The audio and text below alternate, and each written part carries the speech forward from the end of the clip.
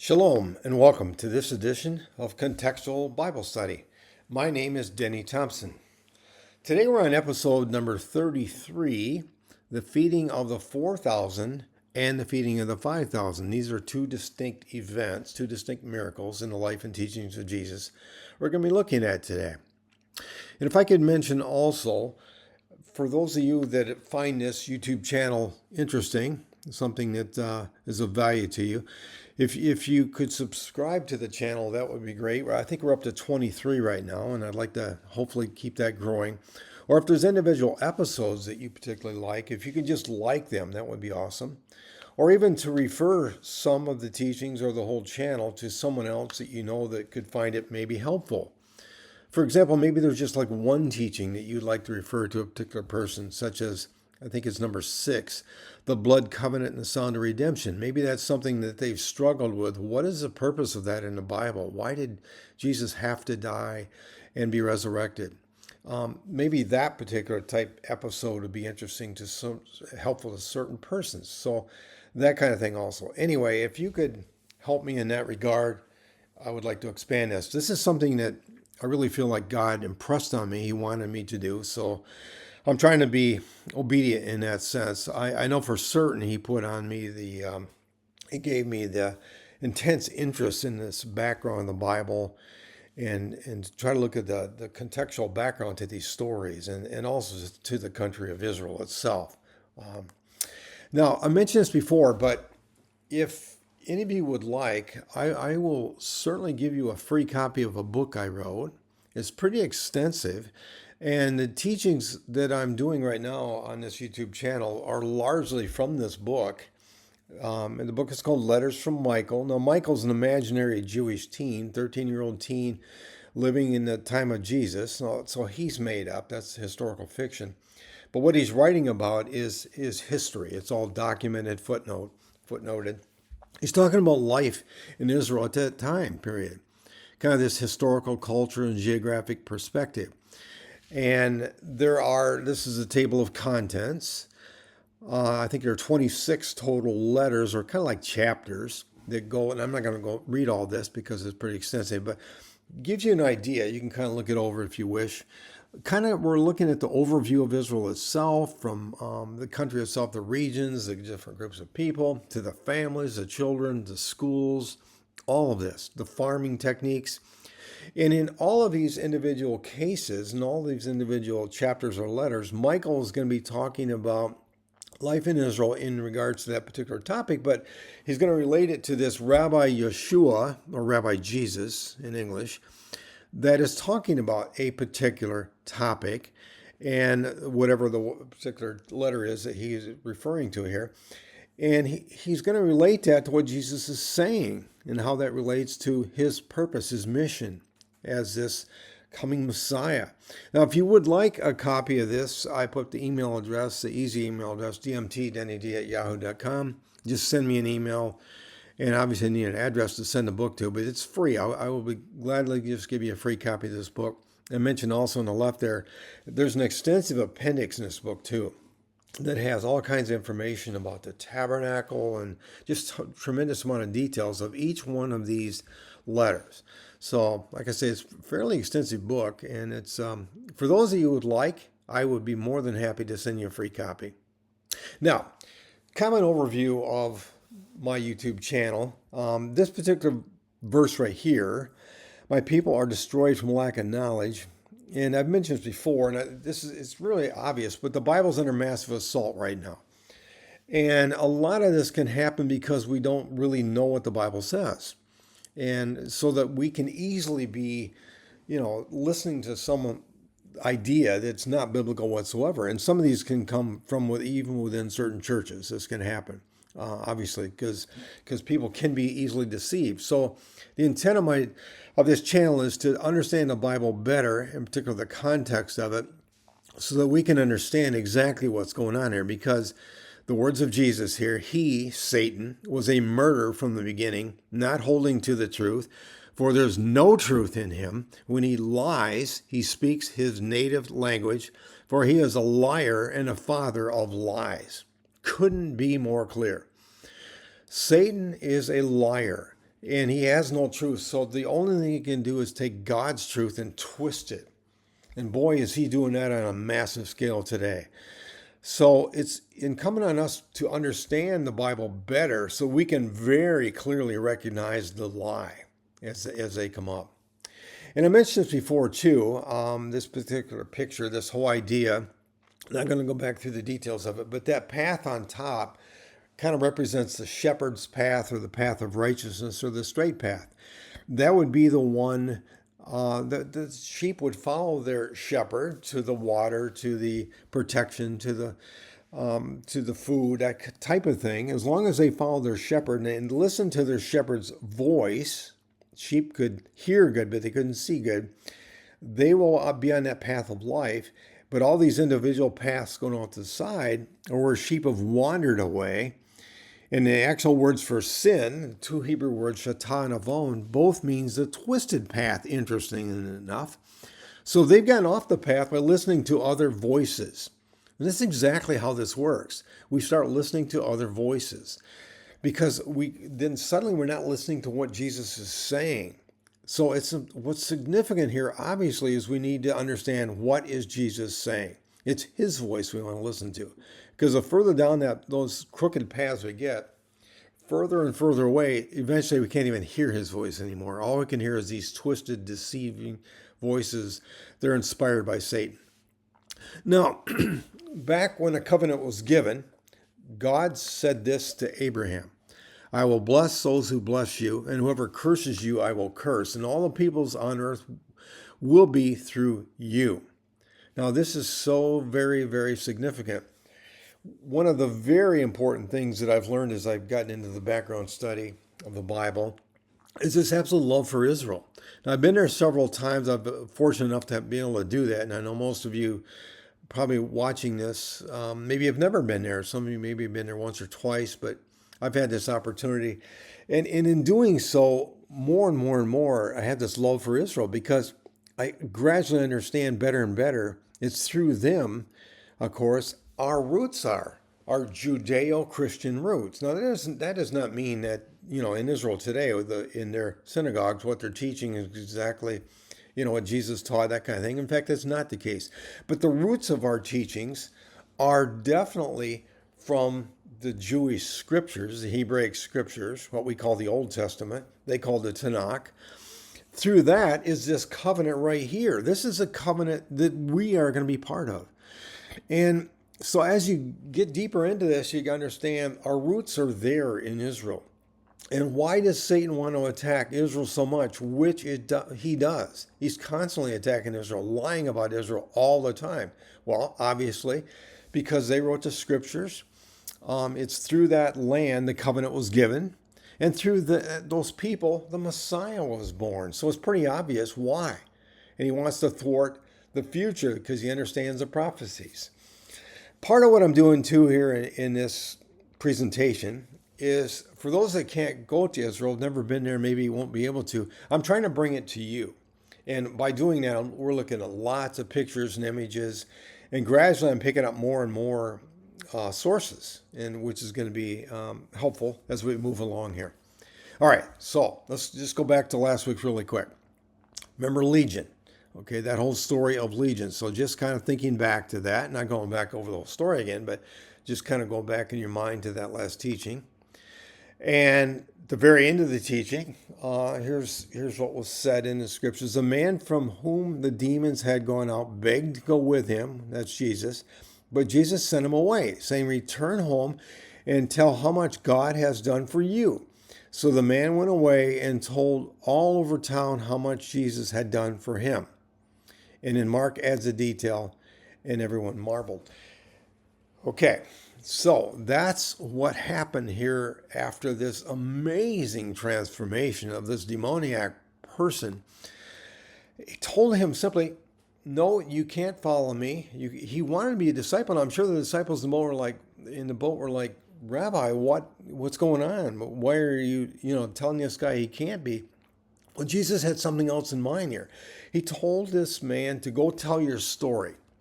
He didn't have to learn doctrine. He didn't have to have any training at that point. He said, just go tell your story. Now, Legion really wanted to get in the boat. That would have been his first preference. And Jesus' response probably seems a bit harsh. It does to me. It did to me initially. But he had a greater mission for Legion. Legion obeyed immediately, did exactly what Jesus told him to do. He must have told his story everywhere because of what was to follow. Now, this is how he ended last week's. So here's where I'm picking this up in this week's. All right. Now, according to the scriptures, what's recorded in the scriptures, and we know there's more in the scriptures that's not recorded. John mentioned that in his gospel. But Jesus came back to this Decapolis. Remember the Decapolis, this pagan area of this Greek Hellenized area where mainly Romans lived at that time period, which is very, very pagan. He came back here 2 times after the encounter with Legion. The first, all right, here's the first one. In Mark 7:31 to 37 was the full account. And Jesus left the vicinity of Tyre and went through Sidon, down to the Sea of Galilee, and into the region of the Decapolis. So there he goes down here. That's the Sea of Galilee onto that east side of the lake, which is the Decapolis. So this is the first time he goes back to this area after the encounter with Legion. There some people brought to him a man who was deaf and could hardly talk, and they begged Jesus to place his hand on him. After he took him aside, away from the crowd, Jesus put his fingers into the man's ears. Then he spit and touched the man's tongue. He looked up to heaven and with a deep sigh said to him, Ephratah, which means be open. At this, the man's ears were open. His tongue was loosened, and he began to speak plainly. Now, Ephratah is Aramaic, by the way, and Jesus spoke in Aramaic very often to the people because they understood that language. It's kind of a mixture of a language from the nations north of Israel into the Galilee area there. A mixture of that language and also Hebrew. Okay, then Jesus commanded them not to tell anyone, but the more he did so, the more they kept talking about it. People were overwhelmed with amazement. He has done everything well, they said. He even makes the deaf hear and the mute speak. Now, why did Jesus say this? How come he said not to tell anyone? Well, in a future presentation, I think it's 2 from right now, not next week, but the one after, we're going to look at a group called the Zealots. And it has everything to do with that particular information about why Jesus said this. The Zealots had great influence in this area. Not going into it now, but we will. It's very, very an important topic we're going to look at because the disciples were greatly influenced by the Zealot movement. All right, the second time Jesus came to the Decapolis, all right, was described as during those days, which means very soon after this first incident, another large crowd gathered. Now, there's a couple accounts of the feeding of the 4,000. The 5,000 is in every single gospel, all 4. And there's 2 gospels that have the 4,000, Matthew and Mark. Now, we're going to look at Mark mainly today because the primary audience is the Romans and the Gentiles of Mark's gospel. And we're in the Decapolis now, and that is the group that's really going to be represented in, of course, part of this whole mission that Jesus is trying to set up here, expanding his gospel in a major, major way. Now, there's an Old Testament story that's a forerunner of both of these feedings, the 4,000 and the 5,000. Now, in the New Testament, these stories and Jesus' teachings and these events, so much of them, almost the vast majority, are very connected to the Old Testament. He's completing constantly some idea or some story or some concept or teaching from the Old Testament to complete it through him and his life and teachings. So anyway, in 2 Kings 4:42 to 44, here's the story. A man came from Baal Shalishah, bringing the man of God 20 loaves of barley bread baked from the first-rate grain, along with some heads of new grain. Give it to the people to eat, Elisha said. How can I set this before 100 men? His servant asked. But Elisha answered, give it to the people to eat. For this is what the Lord says. They will eat and have some left over. Then he set it before them, and he ate and had some left over according to the word of the Lord. Now, the details in this story are very much the details within the feeding of 4,000 and 5,000. This idea of barley bread. Okay, so barley bread actually was the cheaper bread. Barley is more inexpensive wheat, more expensive grain, I should say. Wheat is the more expensive one. So that's barley bread. And give it to the people to eat. So there's going to be a group of people, okay, just as there was here in this story. Okay, now how can I set up before 100 men? In our stories in the New Testament, it's going to be 4,000 and 5,000.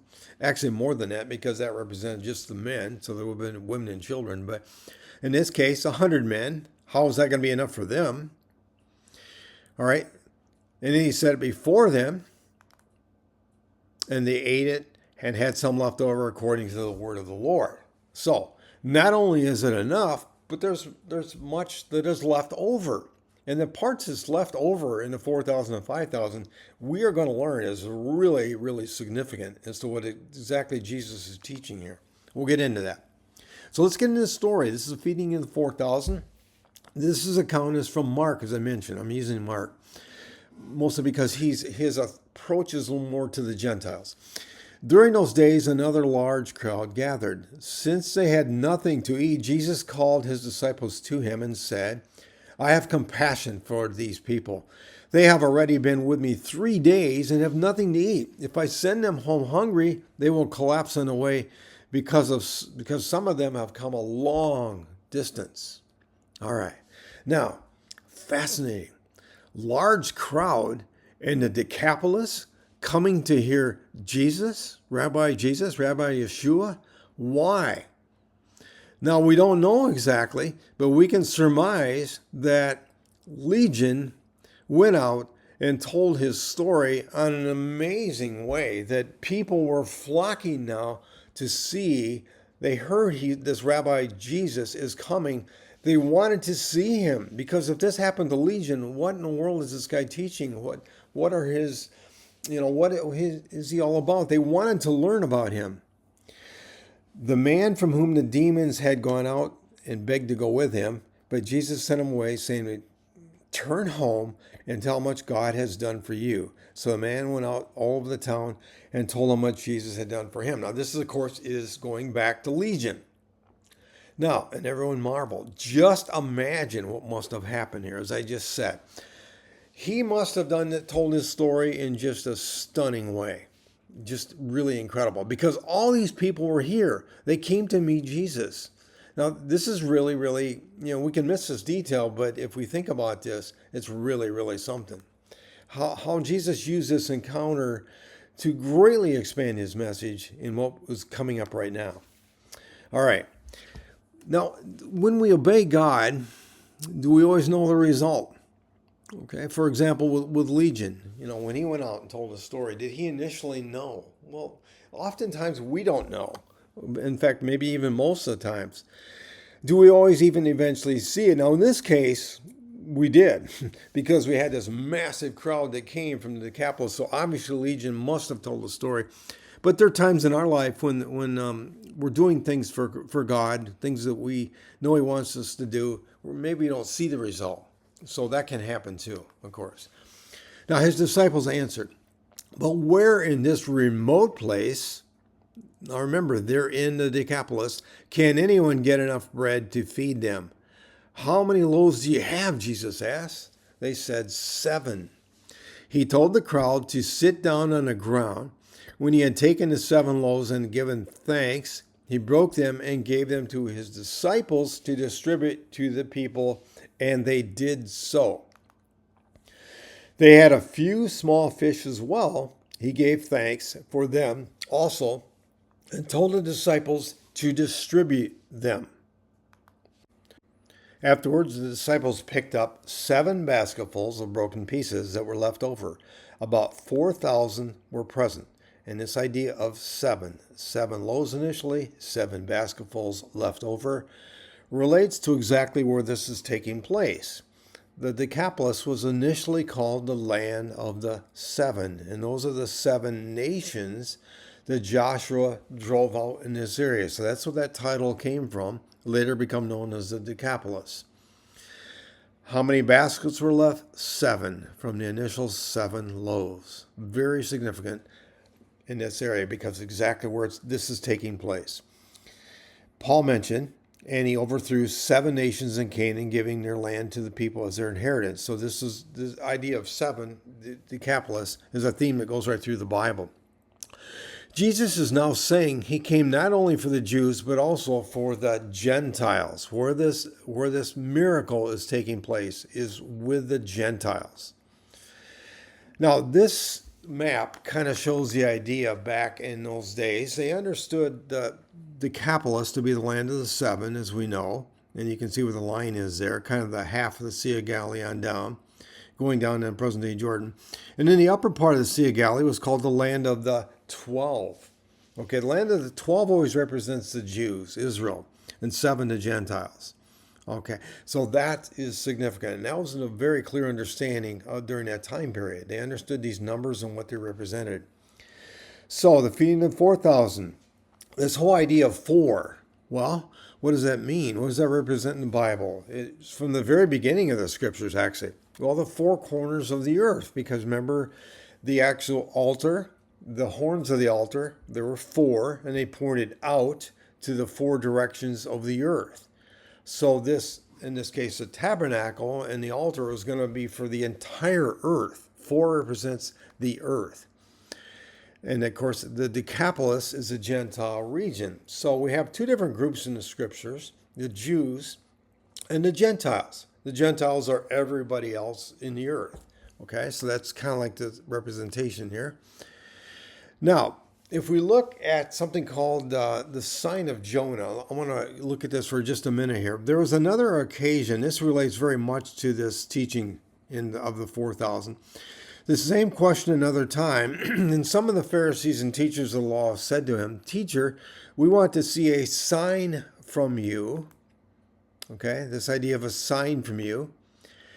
The connections between Jonah and Nineveh in the feeding of the 4,000 are rooted in the biblical narrative of Jonah's obedience and subsequent events in Nineveh. In this event, God is expanding his message to the Gentiles. Okay, so this is connected back to the scriptures, this idea of the sign. And let's look at it for a minute here. We're going to look at this area. That's where Jonah was from. And Jonah is going to be going on a journey, an incredible journey. Jonah's journey to Nineveh is a pivotal movement in the book of Jonah, where he is called by God to deliver a message of impending judgment to the city. Despite his initial reluctance, well, that would be understood because Nineveh was a Syria, and then it was the capital. It was a very brutal place. Jonah obeys God's command and delivers the message of the destruction of Nineveh. And you can see he left from Joppa, where he is from. That would be just south of present-day Tel Aviv. Went up and over, all the way over to Nineveh. So he's going to be obedient. Jesus mentioned, "For as Jonah was 3 days and 3 nights in the belly of a huge fish, so the Son of Man will be 3 days and 3 nights in the heart of the earth. The men of Nineveh will stand up at judgment with this generation and condemn it. For they repented at the preaching of Jonah, and now something greater than Jonah is here." All right. Now, remember he said, "I have compassion for these people. They have already been with me 3 days and have had nothing to eat." So this whole idea of 3 keeps coming back here. In this case, the people were here 3 days, kind of relating to this idea of Jonah being in the belly of the fish 3 days. And there's other meanings, of course, to that idea. The people of Nineveh respond with genuine repentance, declaring a fast, putting on sackcloth, and issuing a decree for all to turn from their evil ways and violence. This event is significant for its themes of obedience, repentance, and God's mercy. The men of the city of Nineveh will stand up with the people of this day on the day men stand before God. These men will say these people are guilty because the men of Nineveh were sorry for their sins and turned from them when Jonah preached. And sees someone greater than Jonah is here. All right, now Jesus is speaking this in regards to this question about the sign. Along with the story of the feeding of the 4,000, this story, and Jesus is saying his message is for the entire world, including the Gentiles. So this is a forerunner of this feeding of the 4,000. In the Old Testament, Jonah being called to go to this very corrupt and violent Gentile area of Assyria, Nineveh, and he was obedient. Now, after he had sent them away, he got into the boat with his disciples and went to the region of Dalmathea, which is across the lake from where they were. They were in the Decapolis and they're going over here. So now we're going to go to the feeding of the 5,000, recorded in all the Gospels, and I'm going to focus mainly on Mark 6, we're going to look at. Okay, now here's a little video overview. And if you look down, you can see the Jordan River. It's very small. This is the north end of the Sea of Galilee. At the mouth where the Jordan River goes into the Sea of Galilee would be where Bethsaida would be in the distance there. And the area we're looking at right now would be where this probably took place according to the scriptures, somewhere in those fields or those hills, the feeding of the 5,000, just to kind of set the stage here. Now, just before the feeding of the 5,000, this happened. Right before it, Jesus had learned of his cousin John the Baptist being killed. He had to be filled with pain and heartache. But with all of this, in spite of all this, his compassion was for the crowd. So this happened immediately before the feeding of the 5,000, just to put it in perspective. Now the account. The apostles gathered around Jesus and responded to him, all they had done and taught. Then, because so many people were coming and going that they did not even have a chance to eat, he said to them, "Come with me by yourselves to a quiet place and get some rest." So they went away by themselves in a boat to a solitary place. Now, there are many, many allusions in this story to Moses and a prophecy by these key events in the story. And here's the prophecy that the allusions are to. The Lord your God will raise up for you a prophet like me from among you, from your fellow Israelites. You must listen to him. This is a really, really important prophecy about ultimately the coming Messiah. Moses is talking about this. There's going to be another, see the terminology, prophet like me from among you. Okay? So our story, the feeding of the 5,000, is going to be alluding to this all over the place. Now, in reference to Joshua replacing Moses after his death, was Joshua the one that Moses is talking about? Well, no, since then no prophet has risen in Israel like Moses, from whom the Lord knew face to face. So it wasn't Joshua. Was it John the Baptist? Are you the prophet? They answered. Now, when they say prophet, they're talking about this reference, this prophecy, and really ultimately that's the coming Messiah. He said, "No, I baptize with water." John replied, "But among you stands one you do not know. He is the one who comes after me, the straps of whose sandals I am not worthy to untie." But many who saw them leaving recognized them and ran on foot from all the towns and got there ahead of them. When Jesus landed and saw a large crowd, he had compassion on them because they were like sheep without a shepherd. Now that terminology right here is directly referring back to Moses, to this, sheep without a shepherd. It's called a remez, or it means that it's referring back. In this case, to Numbers 27, Moses said to the Lord, "May the Lord, the God who gives breath to all living things, appoint someone over this community to go out and come in before them, one who will lead them out and bring them in, so the Lord's people will not be like sheep without a shepherd." So very same terminology there. So he began teaching them many things. By this time, it was late in the day, so his disciples came to him. "This is a remote place," they said, "and it's already getting very late." Now, Jesus knew they had to be tired and hungry, and it was late. And yet, he began teaching, referring back to this. It is written, "Man shall not live by bread alone, but by every word that proceedeth out of the mouth of God." That was the heart of Jesus. Teaching was central. So even at this moment, teaching became first. Another reference back to Moses. So he began teaching them many things. By this time, it was late, as I said, in the day. So his disciples came to him. This is a remote place, Aramea in Greek. Aramea is a word alluding to Moses and the wilderness. Okay, they said it was very late. Let's look at that. In the Septuagint, which is the Greek version of the Old Testament, written about 200 BC, they actually use the same words to describe Israel in the desert under Moses. They use the very same word, Aramea, okay, for wilderness. So this is also a direct reference back to Moses. Now, in Exodus, they were complaining. In the desert, the whole community grumbled against Moses and Aaron. The Israelites said to them, "If only we had died in the Lord's hand in Egypt. There we sat around pots of meat and ate all the food we wanted. But you have brought us out to this desert to starve the entire assembly to death." So that's what happened there. But in contrast with this crowd, they didn't complain according to the description. They listened to Jesus' teachings, even though they had to be very, very hungry. Now, the disciples speaking here send the people away so that they can go to the surrounding countryside and villages and buy themselves something to eat. Now, Jesus speaking here, "How many loaves do you have?" he asked. "Go and see." When they found out, they said 5 and 2 fish. So this idea of sending them away, the disciples' idea, that's not what Jesus wanted to do. He said, no, we're going to check right here. What do we have? We need to take care of these people at this moment, right here in this setting.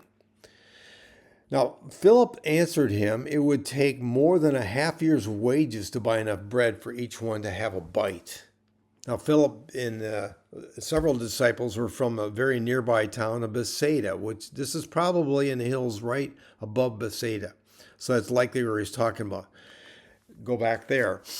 And as I mentioned, there were several of these disciples from that town. Then Jesus directed them to have all the people sit down in groups on the green grass. So they sat down in groups of hundreds and fifties. So the idea of green grass, kind of a clue here, that would mean it's the spring. And John mentions in his account it's the Passover season. Well, that would be in the spring. And this whole idea of barley, the barley loaves, well, that was the first crop, which was also in the spring. And there also is a very clear connection to a Passover meal. They are sitting down. And at the Passover meal, they were sitting down or reclining for the meal. So there's lots and lots of connections going on here. So in the fall, this area would look like this. Okay, the fall would be after the dry summer season with like no rain at all. But in the spring, it would look like this after the rains of the winter season. So that's when this took place, in the spring. All right, so we have these connections here. Feeding of 5,000, going back again to the wilderness experience, Mount Sinai. The Passover is a reminder of being rescued from Egypt's slavery, brought you into the desert, provided for hunger with manna. They met at Sinai, and that's where they were given the covenant. All right, so the Passover and the connection to the 5,000, there are many, many details that connected to. Now remember, the disciples had said, send the people away so they can go to the surrounding countryside and villages and buy themselves something to eat. So that would indicate they were not near their hometowns. They were not near their homes. They must have been traveling. Were they traveling to Jerusalem for the Passover? It's possible. It's very possible. All this connections to the Passover meal and the feeding of 5,000, they may be actually en route to the Passover at that very moment. So, taking the 5 loaves and the 2 fish and looking up to heaven, he gave thanks and broke the loaves. Now, a very common prayer back then and even today is this: Blessed art thou, Adonai, or Lord, King of the universe, who brings forth bread from the earth. So this prayer was offered before the meal, was focused on praising and blessing God, the Creator, not actually on blessing the food. So a little bit different than kind of how we look at it. Because in their mindset, they would be looking at blessing food as kind of an insult to God, because everything he created is good. Giving a blessing means to worship God, the giver of all good gifts. So that would be kind of the perspective here. Then he gave them to his disciples to distribute to the people. He also divided the 2 fish among them all, and they all ate and were satisfied. And the disciples picked up 12 baskets full of broken pieces of bread and fish. The number of men who had eaten was 5,000. Okay, and again, numbers of women and children would be in addition to that. A detail added in John. After the people saw the sign Jesus performed, they began to say, "Surely this is the prophet who is to come into the world." See what's going on here? These people are very biblically literate back then. And they could see these connections. So this is actually being said by the people. They're seeing the connections of all these Passover connections to what just happened in front of you. And there's a statement right there, the very important statement. And just to repeat, of course, the prophet idea is from Deuteronomy 18:15 that Moses said, "The Lord your God will raise up for you a prophet like me from among you, from your fellow Israelites. You must listen to him." And there was no prophet like that. Whoever came, it wasn't Joshua, it wasn't John the Baptist. It's Jesus. And right now, many of the people are seeing the connection. Now, so we have 2 fish, 5 loaves, 50s and hundreds, and 12 baskets left. These are some of the details of the story. Let's kind of look back and see what the represented by these numbers actually means, how these numbers represent certain ideas. First of all, 2 fish. When the Lord finished speaking to Moses on Mount Sinai, he gave the 2 tablets of the testimony, the tablets of stone inscribed by the finger of God, the 2 tablets. That was going to be actually the covenant. The tablets or the 10 commandments represented the covenant. Okay. Now, the tablets are not 1 to 5 and 6 to 10. They're 2 complete copies of all 10 commandments. All right. He declared to you his covenant, the 10 commandments, which he commanded you to follow, and wrote them on 2 stone tablets. All right. So these 2 copies were both put inside of the Ark of the Covenant. Now, normally when a covenant was established between 2 parties, in this case it was God and Abraham, each would keep a copy of the actual covenant. In this case, it was going to be the commandments. But that's not what happened. God said, "I want both of them to go with you. You keep them in the Ark of the Covenant, both of them. Because in a sense, he's saying, I will never leave nor forsake you. I'm with you at all times. Even my copy of the covenant is going to stay in that Ark of the Covenant." All right. So then we have 5 loaves. Well, 5. What does that represent? The 5 books of the Torah. And that's how many there are. So the entire Torah encompasses all of in a sense, the commandments. It's the whole story. It's a whole covenant story. Then we have 50s and hundreds. They're divided into those groups. How does that relate back to the Exodus story? He chose capable men from all Israel and made them leaders of the people, officials over thousands, hundreds, 50s, and 10s. That's how the people were divided back then. And the 12 baskets left. Well, there are 12 tribes of Israel, 12 tribes that surrounded the tabernacle. Okay, and that always represents the Jewish people, the idea of 12. So Jesus is going to summarize by the following statement here, these 2 feedings, both of them really. Aware of their discussion, Jesus asked them, "Why are you talking about having no bread? Do you still not see or understand? Are your hearts hardened? Do you have eyes but fail to see and ears but fail to hear? And don't you remember when I broke the 5 loaves for the 5,000? How many basketfuls of pieces did you pick up?" 12, they replied. "And when I broke the 7 loaves for the 4,000, how many basketfuls of pieces did you pick up?" They answered, 7. He said to them, "Do you still not understand?" So the feeding of the 5,000 with 12 baskets left took place in what was called the land of the 12 by Bethsaida, at the north end of the Sea of Galilee. And that represented the Jewish people in their mindset. They understood 12 was always representative of the Jewish people from the 12 tribes and on down. The feeding of the 4,000 took place in the Decapolis, what was called the land of the seven. There were 7 baskets left, 12 in the land of the 12 baskets left, 7 baskets in the land of the 7. And clearly what Jesus is saying here, by each of these 2 miracles, I came for the Jews, and I also came for the Gentiles. The feeding of the 5,000 and the Passover meal parallels. Just very quickly in conclusion. Then he ordered the crowds to sit on the grass, and taking the 5 loaves and the 2 fish, he looked up to heaven and said a blessing. Then he broke the loaves and gave them to the disciples, and the disciples gave them to the crowd. If we look at the actual account of the Passover meal, or the Seder meal, or we sometimes call the Lord's Supper. Now, as they were eating, Jesus took bread, and after blessing it, broke it and gave it to the disciples and said, "Take, eat, this is my body." Parallels everywhere. Also, manna is a picture of Jesus. Truly, truly, I say to you, it is not Moses who has given you the bread out of heaven, but it is my Father who gives you the true bread out of heaven. For the bread of God is that which comes down out of heaven and gives life to the world. Then Jesus declared, I am the bread of life. Whoever comes to me will never go hungry, and whoever believes in me will never be thirsty. I am the bread of life, Jesus declares.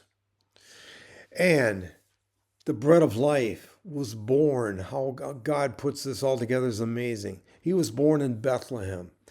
Bethlehem comes from the words Beth, Hebrew words, which means house, and Lechem, bread. The bread of life was born in the house of bread. Isn't that amazing? So we have these 2 stories of the feeding of the 4,000 and 5,000, which has great meaning, as hopefully you've seen in his teachings today. It spreads well beyond the actual miracles themselves and so symbolic of so much of Jesus' teachings here and his purposes and what he's teaching the Jews and also the Gentiles of why he came. So thank you for watching today, this edition of Contextual Bible Study. And again, my wish for you is Shalom.